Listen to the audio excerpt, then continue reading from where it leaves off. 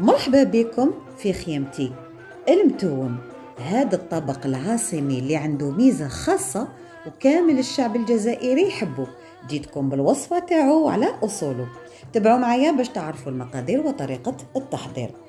في طنجرة حطيت شوية من الزيت، زدت مغرفة من السمن اللي راح نقلي فيهم أطراف من لحم الكتف. المتوم يحب اللحم الغنمي. نغطيه ونخلي اللحم تاعي يتقلى شويه. بعدها زدت حبيبه من البصل اللي تكون مرحيه، وزدت مغرفه صغيره من الملح، الفلفل الابيض خاطر المرقه تاعنا راح تكون بيضه، وشويه من القرفه. نخلط ونخلي البصل تاعي يدبل. بعد ما دبل لي البصل تاعي زدت عليه كميه من الحميصه المشمخه ومرقت بالماء سخون، ونخلي الطاجين تاعي يطيب في غردو.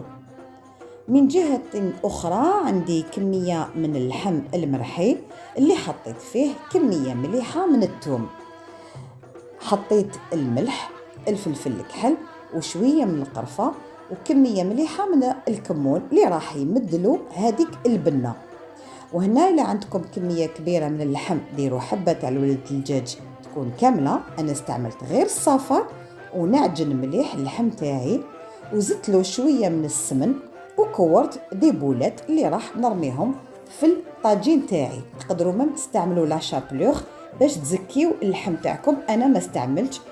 دونك نعجن مليح اللحم تاعي ونشكلو دي بولات اللي راح نرميهم في الطاجين تاعي بعد ما يكون اللحم تاعي طاب، ونخلي لي بولات تاوعي يطيبوا ويتلقوا البنه تاع الثوم والكمون في المريقه تاعي. نحرك بهذه الكيفيه ونقدمه مع شويه لوز وبالصحه والراحه. في الاخير ما تنساوش تخليو ان كومونتير يفرحني ويشجعني، وابونيو.